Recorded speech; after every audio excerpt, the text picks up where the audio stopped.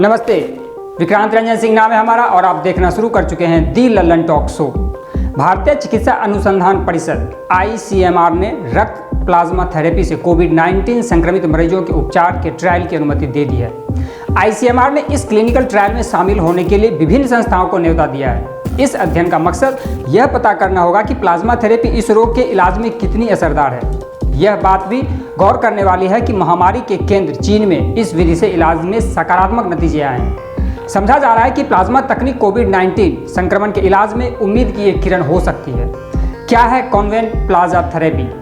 अगर clinical trial सफल होता है तो कोरोना से ठीक हो चुके मरीज के रक्त प्लाज्मा से इस रोग से पीड़ित अन्य मरीजों का उपचार किया जा सकेगा। एम्स के मेडिसिन विभाग के प्रोफेसर नवल विक्रम ने बताया कि कोरोना से ठीक हो चुके एक व्यक्ति के खून से कोरोना पीड़ित 4 लोगों का इलाज किया जा सकता है।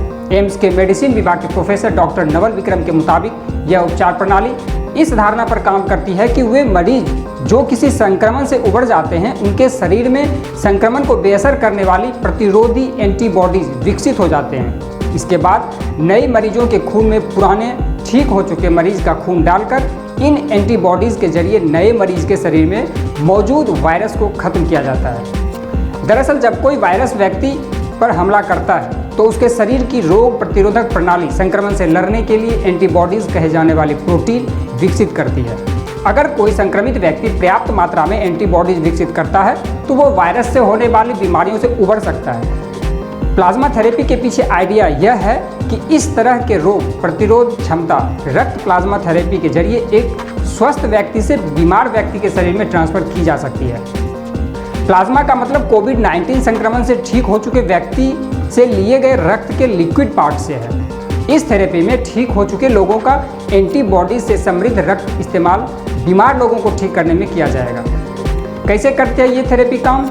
प्रोफेसर विक्रम मुताबिक किसी मरीज के शरीर में प्लाज्मा उसके ठीक होने के 14 दिन बाद ही लिया जा सकता है और उस रोगी का कोरोना टेस्ट एक बार नहीं बल्कि 2 बार किया जाएगा। इतना ही नहीं, ठीक हो चुके मरीज का एलिजा टेस्ट भी किया जाएगा ताकि यह पता चल सके कि उसके शरीर में एंटीबॉडीज की मात्रा कितनी है। इसके अलावा प्लाज्मा देने वाले व्यक्ति की पूरी जांच की जाती है कि कहीं उसे कोई और बीमारी तो नहीं है। इस तकनीक में ठीक हो चुके रोगी के शरीर से एस्फोरेसिस विधि से खून निकाला जाएगा।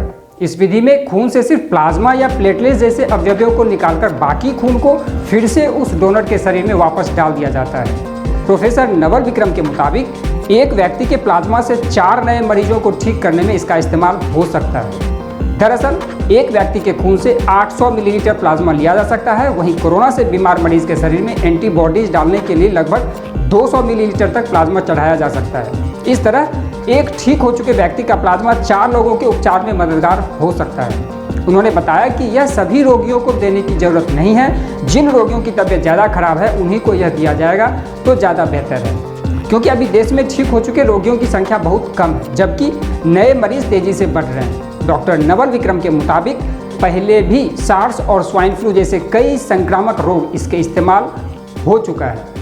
विज्ञान एवं प्रौद्योगिकी मंत्रालय ने 5 मेडिकल कॉलेजों को ट्रायल की अनुमति दे दी है। देश के 5 आयुर्वेदिक कॉलेज और अस्पतालों में इसका क्लिनिकल ट्रायल किया जाएगा। विज्ञान एवं प्रौद्योगिकी मंत्रालय ने बताया कि तिरुवनंतपुरम स्थित चित्रा तिरुनाल आयुर्वेदिक एवं प्रौद्योगिक संस्थान को क्लिनिकल ट्रायल के तौर पर सीमित संख्या में इस तकनीक के इस्तेमाल की अनुमति मिली है। चित्रा तिरुनाल आयुर्वेदिक संस्थान के निदेशक डॉक्टर आशा किशोर ने कहा कि कोरोना वायरस से संक्रमण के ठीक हो चुके मरीज के रक्त प्लाज्मा की पर्याप्त मात्रा में उपलब्धता के लिए उन्हें रक्तदान की उम्र सीमा में रियायत देने की मांग की है। कहां से आया ये आइडिया?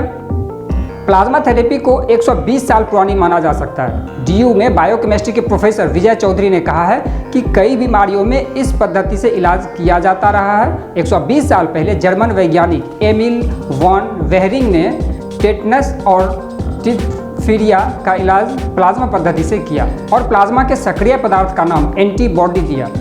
तब से आज तक प्लाज्मा थेरेपी का प्रयोग रेबीज, इबोला और नए कोरोना वायरस कोविड-19 से मिलते जुलते IMRS और SSRS के इलाज में भी हुआ है।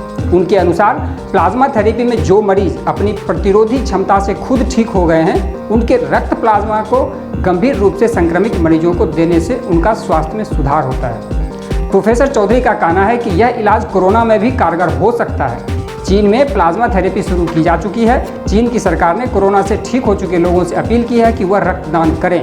चीन के बाद अब ईरान ने भी इस पद्धति को अपनाने की शुरुआत कर दी है। उन्होंने कहा कि आने वाले समय में ऐसा लगता है और भी देश जहां पर कोरोना का प्रकोप है वह इस पद्धति को अपनाएंगे। आज के दी लल्लन टॉक शो में इतना ही। अगर आप ये वीडियो फेसबुक पर देख रहे हैं तो आप हमारे फेसबुक पेज दी लल्लन टॉक शो को लाइक कर दें।